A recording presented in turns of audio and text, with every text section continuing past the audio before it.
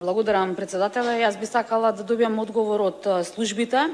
Во програмата за наредната година видов дека се изоставени од средства, нема да добијат двете организации кои што се единствени на територијата на градот Скопје, можеби и на територијата на Република Македонија, кои што се занимаваат со дневен центар за лица со попреченост над 18 години и Сдруженијето Отворете ги прозорците, кое што исто така единствено на територијата на градот Скопје, кој што се занимава со асертивна комуникација за лица и деца со попреченост.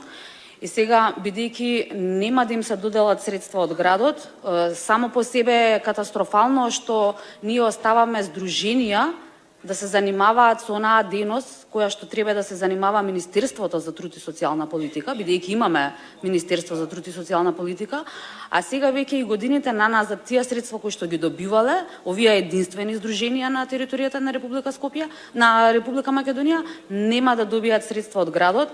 Зошто е тоа така и дали евентуално има некаков друг механизам со кој што овие здруженија ќе може да работат за да не се доведе во опозиција да престанат да работат и да нема понатака дневни центри за лица со попреченост после 18 години и да нема за асертивна комуникација за лицата со попреченост. Ве молам за одговор. Благодарам.